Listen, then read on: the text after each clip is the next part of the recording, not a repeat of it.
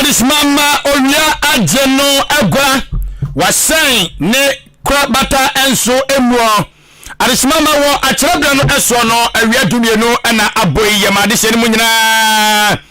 aha amamo akwaba ediba amansan jatumu kasafidie Ahenkan 3.3 FM kasafidie tatata so pempem aje atumo apuamantamu achem abuabo na ebutu maame akuafra akoma batampa studios na yesi enkonya nsema odwa semtrofo adaroma watena kwadwo apokese bodem atintim dagu enkata so wie ya obo akire edimo samufo panyino oje bre eso ne mu kroje die di eka na safata so aso etimu nkiremu na yede enso enamie ensam no Akan Kasiebo mu akotre no abi ane se Ghana man panyini his excellency na nado dan kwa kufado akora adi atudwe chem se aban di hihye bi eba na ebeboa ama kwantuo ayemmere sanso na GEF so womo ejes kabuti bi mababonten ayede beboa ama manfo aye bojobodwa no imo ayede na sanso so na ukopiemu awo bremu fifini mansirimu begani mu a wonu matimi abomodi asisiam no kasa sabi wonu mo na makwa ba bi atechema waye omo adoye onye bi su dia tudja se kwaye betunya fa so akwa cha galamse no osusu senka ye no kwan sunku bi so a kebeboa pana odi nsusuye aba betudwa ukopiemu awo boko ano awo eye atifi apoya mantamu a abusuafo menteme wasi gusu amane home so ewo enam so amantokwa amane home so na eyamantam so afo e de chopa bi enam wei ene afofo bi na wie yesi adwade baba som se awia pem to bre Akan Kasiebo na de achi ewo Facebook live na Ahenkan 93.3 FM na do adwenche na afo no kama yebe kenkan e de amawo afi so okuta Yesu moja amecha yamfo na obetumi do adwenche afa 0533 898915 ene SMS na so kuta smartphone so abetumi do adwenche no afa WhatsApp eye 0533898915 na yakenkan adwenche no e de amawo kaisha no so say information centers bro adwenum eko aduosia ebi ewo bono mantemu ebi wasantomantem na dodo na ewo epoye mantemu ma so kasemu twetwe to apete ene awia yi nyumakuo bia boaso asene Marshall Beauty and Training Center. Ekobi su pasase ahan. Eno obi su pedan ahan. Enti ahan mienu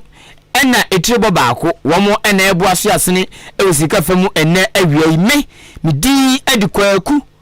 enin kusi buadumene. Adwen pa hene kofi mensa dre papa na papa endi wenimkan afe Ghana adisimama Petakra fayi wasum ensam no nkyeremu ni fiti ase ye de boawem amaw Ahenkan FM ekwani mu ada ho ye sansam na sia na wei ye ko enkabupuni mantamu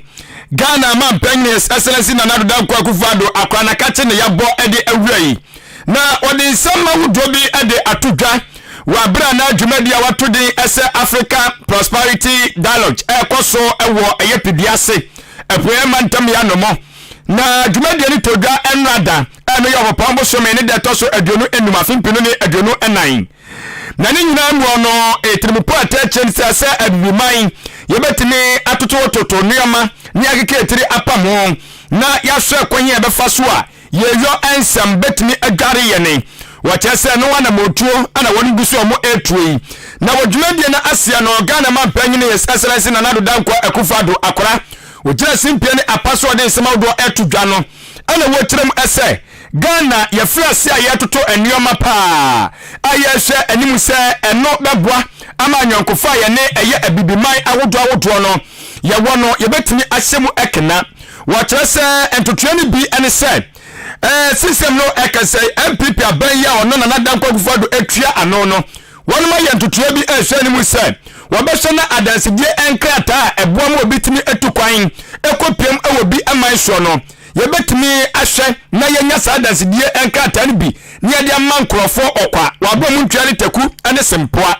na titru eno bekodi ama wono ma omu free adwuman ahodoa so person wo be bowram e wo Ghana hanom no saa wo mu foi ene pese ya visa free ade ema wone mo akwato ne kase so wo kyerem se abane frase a wotu ho na modada wenya sa sabio wo ka ne tra sa de ato ho ho na motu obusu a ekoso a ogide se encha kora bi afimu a yewo no yebetime awie sa ntotoye no na enkrofo a omu free amanfofo so titiri abibiman ahodoa so ompeso mo ba omakoko ganamia na omani yebedi nkita ho aboam yaman no etumpon no yebetimi ahwe na omanya akonya enso aba wabra yembusa wo mo sayan won krata asem etesan ovesa awu ayesei da bi oba obi ambusa ahwe na so obawrem na waba bedi dwumade na aboam anoma akonkan na okyeremu se empempe wo hwe aman wodo bi a service free no ekoso e wo maman mu a ebi eye Rwanda man no osini sam no kasa ko no ma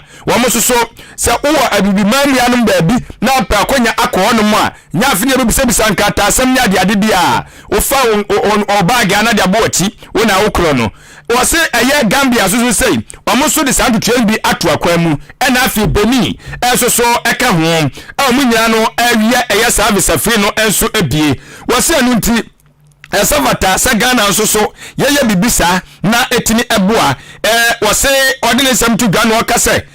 wo hwenkita odie krampa egusu a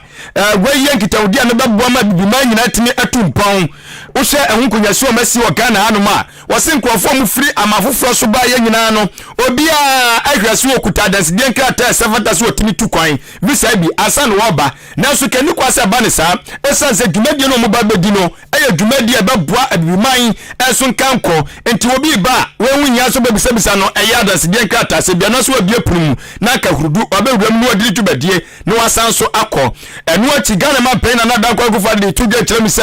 Africa Continental Free Trade Area wo chese no so yade ba kwa eba ba boa pa ama eye abiman yenkabom ene eye adwetuatoa ayeguso ayetoto se betima de ho na yemfa dan ne dan nyina yenkuku ne yenkaka ene yade so ankoso akosi broni eso no wo se no ba boa man na atimi awiemu die ama noma akonkan. The buy-in of the small trader, builder, farmer and seamstress and make them believe that having a single market can benefit them as well. As we delve into delivering prosperity in Africa, produce, add value, trade, the theme of this year's dialogue, let us embark on a journey that goes beyond rhetoric, transcending dialogue into actionable plans for transformative change. I know you came here not just to talk, but to spark action. I also know that for many of you, you had to acquire a visa to come to this event. Even though special arrangements for this conference reduced the visa acquisition fee by 50%, and you were thus able to receive your visa on arrival. The government of Ghana is committed to ensuring visa-free for all Africans traveling to our country, and the process has begun to get the policy implemented this year. Eti wedi ayasamda se enkrofo mo eye bibifo na ebio mu from man mu ebeso mo ba Ghana hanoma ye ha wo mo ewo eye akwantu adanse die nkrata ho ensankaye bia eni a wuti yi eye Ghana mampanyini His Excellency Nana Adodankwa Ekufu Ado yentoa awia pamtobra Akan Kasiebo so oba man kunkun Ghana mu anu se ya ade a wokito bia ye wokase enipadua ade a wokito bia ye wokase empuni pansa nipa nan mienu na so bakoso na se chese ade so no eje kase ade so na se esefata sa wo se kosoro a ye so na sene ne apia no na kosoro kama na so ma mu nyoma kitingiti bu onu ma upia na enye esa se enye duapa na ya wo mo furintu upia na enye se die bu bane se die fu duapa ene apia no na obo man kunkun Ghana mu a enyuma a omanfo didi hu enyuma omanfo abiabie enyuma omanfo yema omonsa ekoma no eguma do bebre ebinim de eye kese ena adwumafo gum eno no ebi aban de ebi so man kwankwa yinu abie na adwuma ena adwumafo wum ene ye wo ma omonso de wo mo kasankasa de wo mo pegya nyuma bi ade asisi wono na sa enyuma kumankuma wo man konkron Ghana mu a wo mu na ye fra wo mu sa micro small and medium scale enterprises 20 MSMES wo mu asem na making enuma nketinketi bojo for no matuodi die ntia matuodi ni say kwanchefo panyinima Ghana Enterprises Agency GEA Mami Kosi Yankee aye ode atuja say woma so ye no etunya tutunya ma amasika botin 700 million Ghana cedis 700 million Ghana cedis womo edisas kanaba bontin edi bebua enuma nkumankuma ewo manmu amoma tunya nyasika enya nyina so etunya peja mu amenyuma no atunya na akonkan Mami Yankee eto ne nsam so na oche say abra COVID-19 coronavirus yade kodi awo unity ewo Ghana ena wiasa fana ni na mandodo na mu no ebe ha adwen papa ebe mo obi won mo ni bodwa COVID-19 ebe se no ebe mo obi won ma onu ani nyuma waye agina COVID-19 ebe hwete niama ebe se niama pa na omafo beka ya COVID-19 bremo mpo aban no eboai adwodifo ni bi emema ma ebi no bosia bi 2000 Ghana cedis ebi 3000 5000 ene de keka ho enu na mo che se enu anu muguso mu di wuduma no se emprempren enyuma nketinkiti ni bi won mo a wo mo san twefo mo bo wo mo bre papa na obi won ma wa ekra do so pe bosia kra ya adwuma enu krampo no onya bi ne sa so nti ena aban no aye ni hwehwemu a wo mahunu a wafa Ghana Enterprises Agency so ama wo mde skabotin we 700 million Ghana cedis wo mde baba so micro small and medium scale enterprises wo mde baba so masene ama mo dwumadie akonkan na atunya Mami Yankee eto ne nsam so no eni se de o church ni nsam eni se de o kan nsam fa no yenkonko tie no na afini nkyeremu yentie. About 700 million Ghana cedis has been utilized in our intervention. The question is how can we do more for people? And the question shouldn't be, is it too small? Because it's not about that. It's about even making the effort. In this nation's history, no government and no agency has disbursed so much funds to the micro, small and medium enterprises in the way we've done before. It's unprecedented. Never happened. I protect the businesses when they were challenged. So imagine your business, you're in a COVID mode, your business is failing, your challenges coming up, which bank will come in? Because of return on investment. I'm coming in and I'm saying that as government, the government of Ghana, I remember very well when the president, His Excellency Danado Dankwa Akufo-Addo, really made a pronouncement and stuck by it and really invested in the business and said that we have a challenge. COVID came. One of the first countries to come out and say we're going to invest in the businesses. Yes, give or take, we couldn't have done everybody, but ones that we did. What is the return? What is the value of what we did? One, some businesses didn't collapse because of that. Ahenkan FM. Nibam diso he brofu gon mo de dead sakoi. Eye penyini pa no na ekwanchefo penyin oda Ghana Enterprises Agency. Ye twani tiafa ne GEA ano. Mami Kosi Yankee aye. Ghana adisimama eye enwiapam tubre Akan Kasiebo ana ni anumye no yesin konya so yede esum wo number 1 Akan radio station Ahenkan 12.3 FM so na wo ensafufo enso emu ne ye ba ye ne akase mpesua so bremu enfifiri mansi no enso emu na eno yade abutu abrama ntam ya na ni nyina ni se adehia no ma sebisebe mpraduasa one more any praduano akwa ba bi atechima I am from persons with disability adehia anya nyasem ketwa safoi eduru ba bi asebisebe mpraduasa kafracho na sitremu ayetendi ama wonmo pa eno no beka se sebi okrampo a woni padua yi ba bi biara asizo krampo no oman se de mo ayeten wagase woni tua na sebi dia sebi obekom na ne nan ne nsa ne ti anasa ne mfi ba bi enso atechima na eno nam so ebi ama aban no enso timi apafotuo bi a wo sha wotini enso ede eboa de so eyesa de hyeyi ma sebi mo na makwa ba bi atechima yi asene na blemu enfifiri mansini ne enso so ensa akomo etefa womo saka omo chefa no wonom antena so wonom ahwe abo akire dia wose ye disika ana eyo dia wose ye tonioma bi ne yede ma ni nyina womahwe ayem saba pepe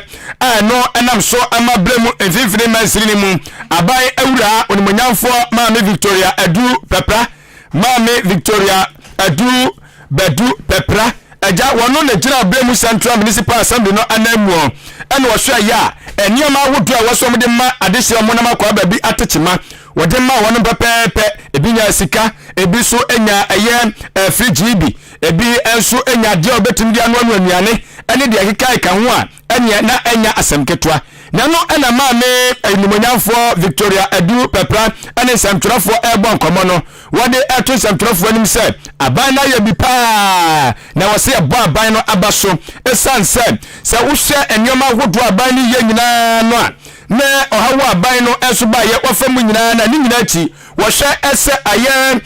sikabote anase foto a wabo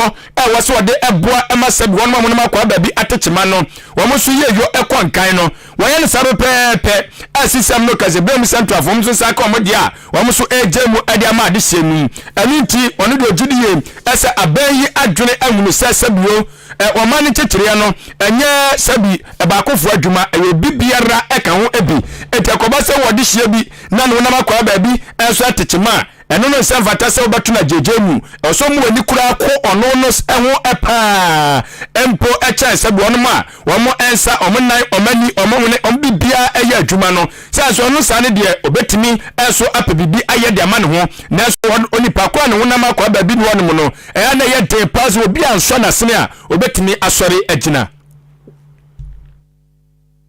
Municipal Assembly. Baby aye jinen eye yenuanom a tabio bibinti omo edi dem kakra ewo munipaduam broni beka se disable anase disability womo obi won ma sebe na so enti asem but nani eye adwuma ne ho odin ebi susu de sabio ne nan waye wonya haw kakra ebi nsa ya no nkire se wo ntimi nya biribi obetimi aye biribi ti wonya moa obetimi aye ya no na aban no eye MPP aban wo so sesi anana adodankwa ekufuado onipa wo dwene nipa ho na wonya yimu odwene obi ayi edi ebra ya to abama no no obai wo behu se common fund ne ye de ba ne wo mo esese ye de boa ye nuanom nu ye ne sika ne atete de ama wo ori ba kro kodu fi a wo de koto aduane di wia asa na so se kire no nipa no se de esi nam na wono soso atimi akoyi na da bi akoyi man na da wantimi anyi bi ama Ania woti ye municipal chief executive ewo bremu infinifini mansini emu onimonyamfo Victoria Adu Badu Pepra na enu achi ma me de nsem bi eka ho ede kokobonsam ekoma adehye no ma sabi omone won ma madidam etete ese sani oma ye de ama won mu onu kwa koduru fie ubonse onipa kro na wade osesem na mhwe wo enti yama wo freja afabra na me fancy medium eja me fa enjogum na mbon kakra se de be menya hode na makwa bamba obibi adie enu na ma me eye Victoria Adu Pepra chem se enya ne sayo so ntiri de no ma ne ma wo mo ye de ma mo so mo ankasa sabi won mo magidam na ankasa efa kwa bibi ma mo enti se wona wo hwe no se wo so no wotio se ye de yo enuama no otafa nim me pa chaw wo se de de obuo kwa so eye won mo magidam na ankasa dia ye so mo fa kwa ye bibi se de be ya mo so asetrembe komere anase be ye mere ede enso ama wo mo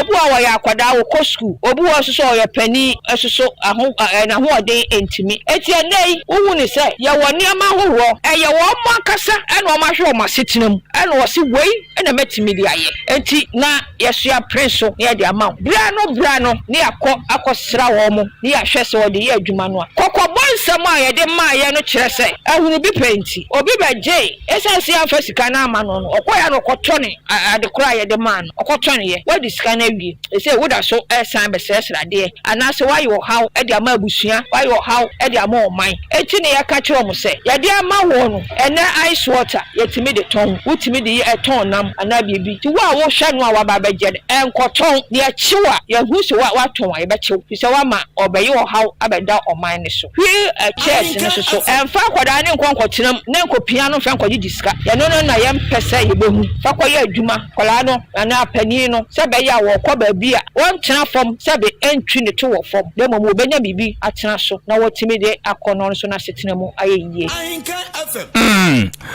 yes asopa we enche asam etie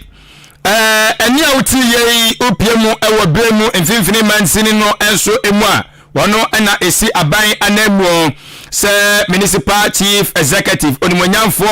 Victoria Adu Badu Pepra and Adishmama Oten and Kano na eno echi no ana ɛyɛ ɔpanyina opiemu enso ɛwɔ bem finfini mansini mu a wono ana etua sabi wono mamadi dam nyina enso ano ehwe se o masetrem ene won dwumadie so bekotototode ama wo mo na eno na Kasieboni enso efre ne se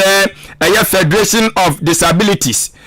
opanya otua no ɛyɛ owura Fameye Michael eja wono so ɛda ɛyɛ MC ase pababa se maame Victoria ɛyɛ adu badu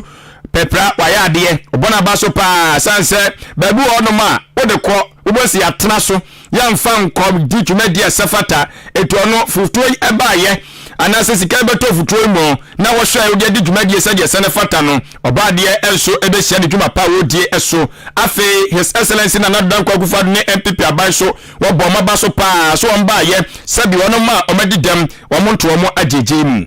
yebeda MC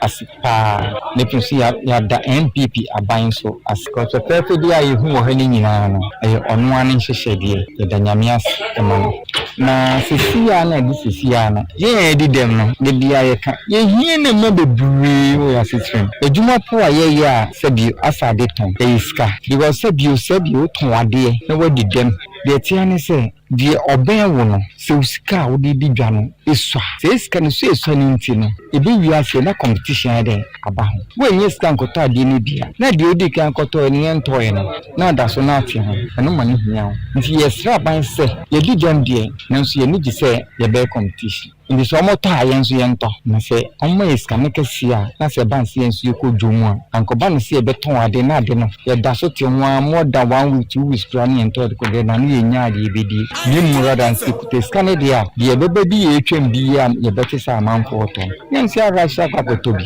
enne betumi aboa na ye dwumedie ndi ke kan ne mfaso a ibenya ewo aban sika ode bre di hie sika ne nya ne bofu nti yesre amanfo a onsem obi se omunyina omunye de omombra na omeboa Adesimama mamenye siesie kakra opanyina otene nkan ono na woye national chairman ede Emma Ghana Federation of Disabilities Ora Fameye Michael na adesimama te so ochene ni so de kire MPP aban eni bem finfini mensi no empanyufo a wonom so ehwe aboa sade peya asetrembe ya mredi ama wonom madi eye edem enu achi wonom so monsa eka adoye ebie ekiro mani so de kire empanyufo eni aban I am a David Blaze, MPP aban, I shall me ban so in Bunyam say, Naminda, Sanka, or Beshaman Bunyam say, Timidia Sada, Edinyame, Nindi, Danase, or Yameja, Banu, Game. Abuame pa, Jasenka, Menina say, Etimiatos, I do the Abuame Bana Disian, Nina, Sanka Minya say, Timida Binus was say, so Shaman Bunyam say. Adiam Pesem Candaba, Aban Rossin say, why are the pan? Because Monsieur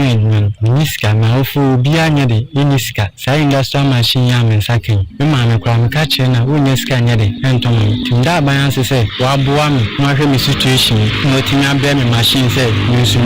me ba ku emu de nim se ye mpeni fredi enim de saban di sika ba wo de obi biara de de emanu nim se ni mani na last week Friday na mo do tomorrow na ye peni ne frame se Steven na am se chairman oso onpa e ba obo e de awade amana e de abuma e de ama emiza se chairman Nancy. So I do not request to say abanya de enyama aba wona so when you me de radio say me say timaka machine bi Can fast bebre o do ma ya ma me ni memba no os me ni boafo bia na me ni adwuma bia me ye eri ahwakala no ndi me nja ne won so nko ba bia ti me dan pani fast me be hye no ncheye eno mpo ne menti ni amba obi na di mani no de me bae me dan pani fast bebre so ma boa me na me nya adwuma ye na me de be hwakwala no wada fo ma che me nya boafo bia mfi me bi nti se ne me nya bia me so me de be ye adwuma na me de ahwe no ti me dan pani fo na se aban me dana se se wakan me aka ho na me so menya bi se me do bia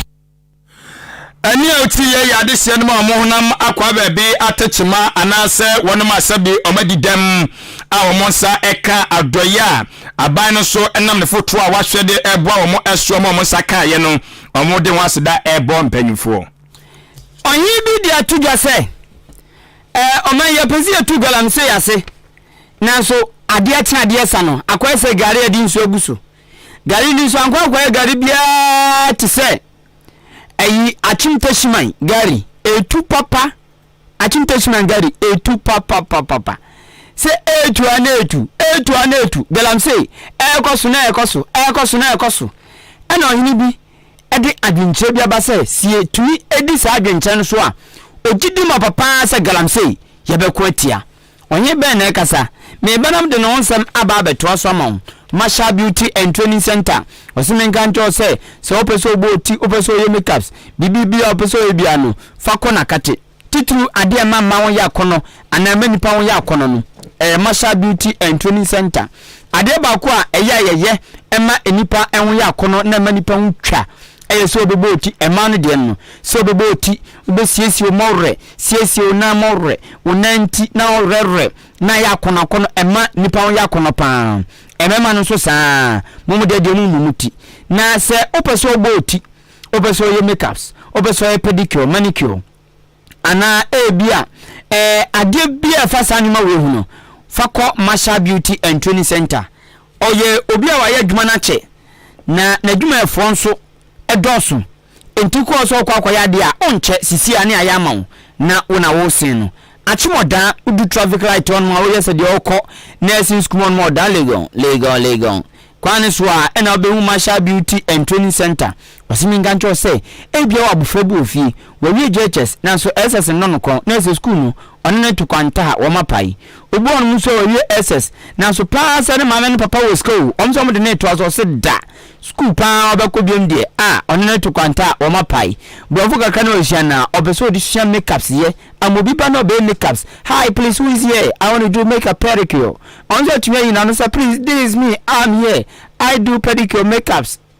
please sit down. Where should I sit? Sit on the red chair. Where should I put my leg? Put it on the wall. Simple. No sin. Enti ogo sha brofo ba ku menu me say dey no problem. Eden university, eden teacher training, eden nursing school. Ongo. Obesien tribo. Enti so wa bofo bi sa na on ne de ya adoma che de tum sin yankopon de dom ne so motri. Ana nyuno bi say ya. Masha se fa ne bra na odebosumi ketua bi be polish no. Na wa mani tumikata na amamene na amane kwanso na fom na otumi atene ho ayadwuma amono nso nsa akona no na otina bi wangodane adesoa anto obusua no so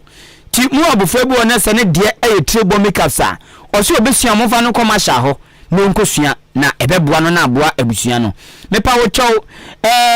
obetumi na dinsa wo so ewo 0208 309 581 0208-309-581 nane Masha Beauty and Training Center akasa ana 0244-171667 0244-171667 eye Masha Beauty and Training Center one no enkasa afi metwa ensem so Ahenkan FM what wasum President Emma National House of Chiefs oje awo ya ojebi a otosumienu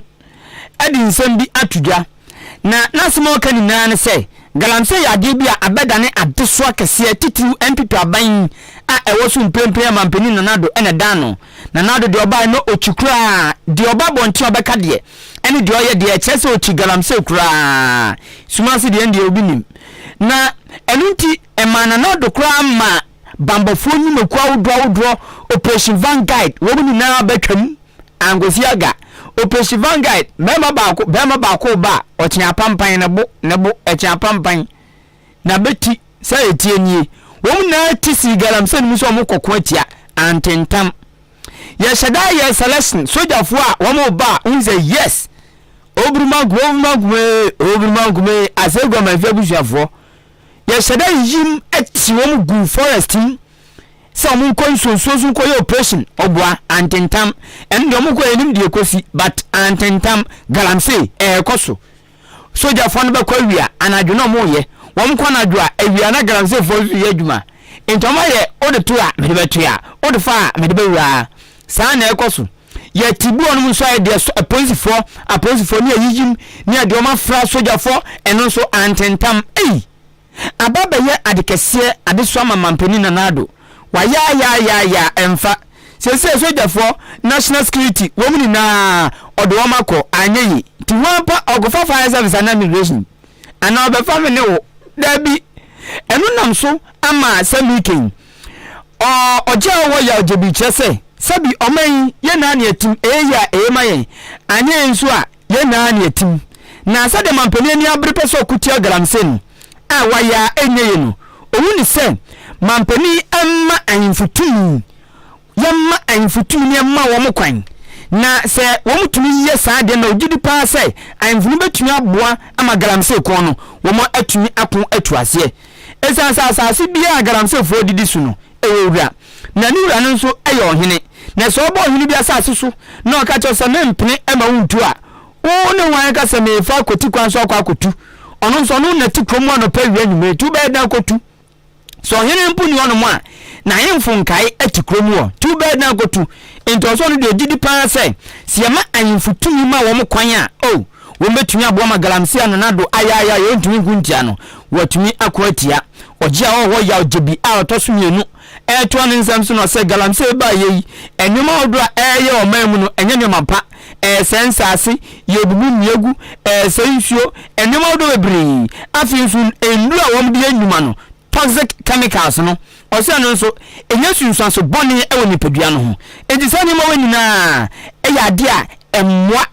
chese galamse a ana fuma gudi etunu kwa ambone so no enya de bebo man konkron Ghana obeso utu a fine kwaje nkrata ne tu na so ma fa koti kwa so tu no wo mo ha adwen dodo oje a ho ya ojebi ede ne kasa be na wieye e na osi biem ade etwa no sunu kra ne se galamse fo ina ka hu bi e na ama climate exchange no eno so aba se bonse ye du bribia wo hwenu pa se nkenso beto enso boa na wi gidigidi ye du bribia otum se nka bosumi wedi ana bri wedi enka wi na wo se bonso boa na enso ginam se gidigidi ebri wedi enka frama fa sanso boa na etutu dan enti o se sanu mani nanso ama wi mbobre ensakran no aba no galamse e ka hu bi oje ho ya ojebi a otosumenu ni nsemni. I strongly believe that if Nananom are included and empowered in the fight against galamse, we can be assured of more effective results. Illegal mining has resulted in environmental degradation, including deforestation, soil erosion, pollution of water bodies and rivers, among others. Illegal miners also use toxic chemicals and heavy metals, including cyanide, mercury, sulfuric acid, and lead, with resultant negative effects on the health and health of others. The phenomenon of illegal mining in Ghana is no more a massive problem. It is now a vast, complex, and multifaceted challenge that I'm saying is contributing to climate change. Ahenkan FM. Onipa muti so akasei eye national president Emma National House of Chief oje wo ya ojebi a otoso mienu Adisimama ya toa eye awiapem tubre Akan Kasiebo no so akoyenim na yede okọ eye atifi apoye mantamu nemu mekire eye Upper East na boko eye okroba akwa edi akotire pa ewo eye mantamu no ensuso emu na semno ekasai mentemu ase afiase ama no meso ewo eye boko a wodire ho a chese wonti ase na ninyira emuo no ochese nam som akoto ayarsabia wonum ehwese obetimi ehwenya pomle mapa na wahawe ni nyina no eye hawbia ana sentokwa wei eye ntokwa bia ewo dada na wonum na adwo kakra na sanso ama no so achese wose na no ukura da ne de eno eye obepambo so da toso du enso no na yawra wo sempa ana nya asem ketwa na enam subi ama mantam no so afọ yonumnyafo Steven Yakubu wadi adesadia de atoma nyofo nyina anim MPP ne NDC tituru esansa wonum ne amanyokuo mienu a omanyimu omokase mpunu pene epunu enhina ehye sansa omadane omokofini ama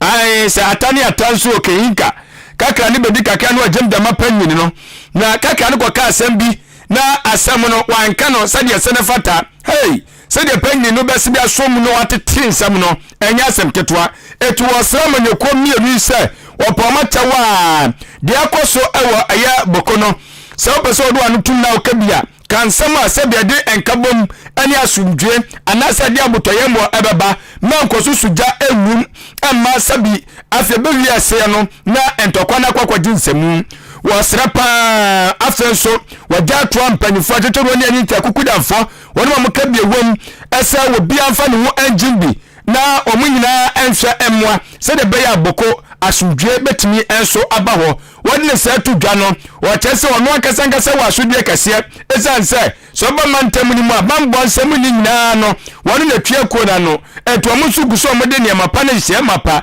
ɛde gu akwa so ɛboa hwɛ sɛ asomdwe ɛbɛkɔ so. Till this matter came up about a week ago again, Boko was almost returning to its normality. So we are really doing our best, but it's a problem that is there,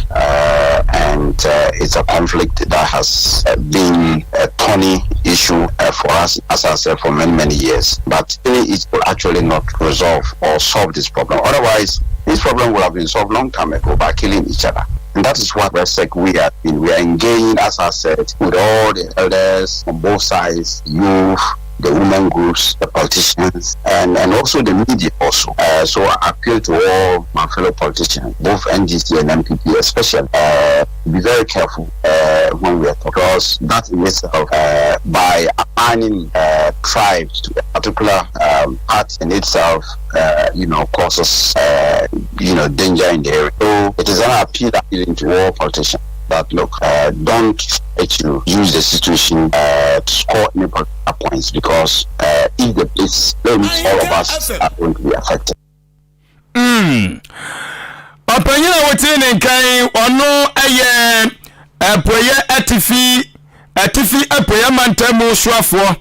Rimanyafo Steven Yakubu eno de adesede eto amanyofo anyim sade be ya asomdwe betimi enso aba boko na abusuafo ma yenyina no soai na afi yemfa wentwam wadaru mani de ne egbuo kwa so wo asase yantam be se tu prota eno eda ba bi ti se achemoda tuama be fa aboabo kosi asane wo kwan ho a enye watu adi company bi ti se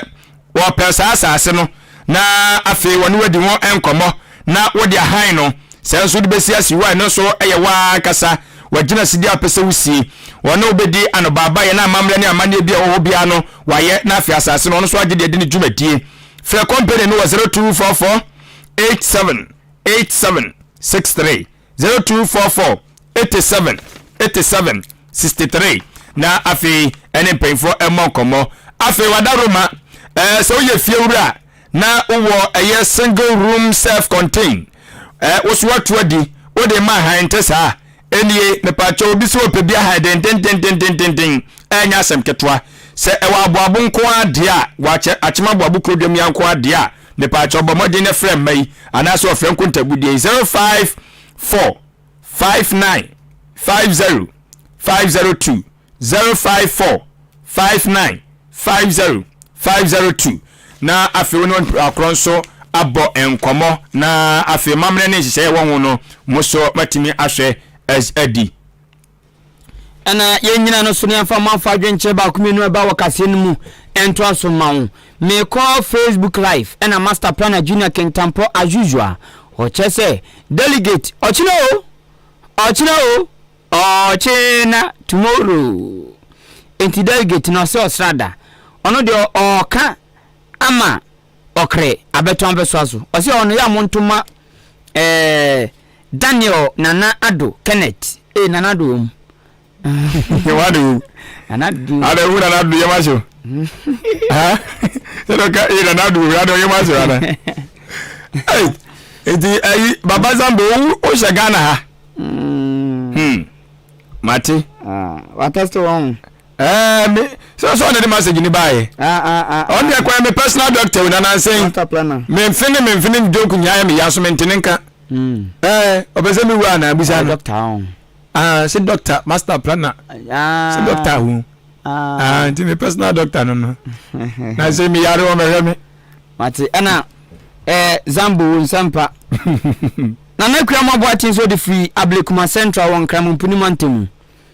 I say AKA Dr. Baumia is breaking the 8 or China breaking the promise you know. Kochran Hasem. Also you did watch entry. Mun tumanuna subin abatwam peso on Santana edwane so. Na na kwamwa boaten eno ye da se pa. Na ko mensa platoon so the freedom kwa benya. I say I wish NPP all the best. Otna ba na mo ba beto no. And also on the NPP for trinkwa. O reshimu trinkwa nyame bo ochna. Enti also contestants ni na mu bia etinko bia konkope yediemra dia so bi de awie na beba enti mo ebi de awie beba and yes cause mu yetu na mo kwa ba ko be di nkunim. Oh okay. Enti we say bia mu yetu na epaya o me ne den o mu yetu na epaya e be call run off say bia mo ye omo numbers na even number na pai 10 run off on ai bobi chimu ba kokora no ano no okọ we nya percentage asem they get mu man ko meeting say yenchim efantuma ni run off ai anu so betimi abaso se asa ko run off amafo be nya krata free kanu so nya bad edi ne dia ode ba ye no crespo fufuo nso se open puntu open kabom opepanyina eni suade hunu papa ewo na nisu a eya atoma doctor lawyer Dixon osei SB on bezo so on mo dabi anyon aye atuma nwa bianya not won so kame ho wona m ko school isa wona m ko secondary school I don't anti school pen oh dabi si wona na school am ko ne wo me atuma ne de atuma na ye 4 me papa free atuma kwa nwoma wona m ko basic no wona m ko no na me te mponua mponua na mbe ko school on Wabeja North me wie SS na m ko tena Wabeja South timi ya wona m ni nyina me di hene da che bi bia nti encham de me candidate be ko kasam ko pro ba bia benya I see. Well, good afternoon, Brakwe Adwinpa. Also a paya chow GA for 700 million Ghana cedis no. Please ask for me. My Osi Musamano. Okay, where is there? I will be just where is the GA 700 million Ghana cedis kana ya kan no. Osi a wo himfa yimbusa no. G was it GA enterprise agency for no. They be support small scale miners so hwan business for no. Nkuma Osi emusa ma no. Osi emusa no. Ti eba afro madun dwuma eba why ti so utie ye na se capture wa na se odem unsu benya sika no o share enye nipa wa ku bia na benya 700 million no ye be chama enu ni sika botia wo mde ba be chama small businesses no onto se ye mbisa ma no na nchankoma Apostle Charles Kwaku amanin dan kwansem teacher asinifoni na nim ba ko pe the lion face ene de message we buy when say ni din e di enoko de fijiwani nana is just pretending to be against Galamsey but behind the scene his ministers are doing it o say anu ntina nanado o ye wontumi nguntia no obabo ntia so okun atia so the ministers in egum na pu wo mo ye Galamsey ntino aya emfa no enok ene de message we e bai ma yemfensi adwen bibi ho menia da bi enko o chan ya bato bre ba ka ma mencha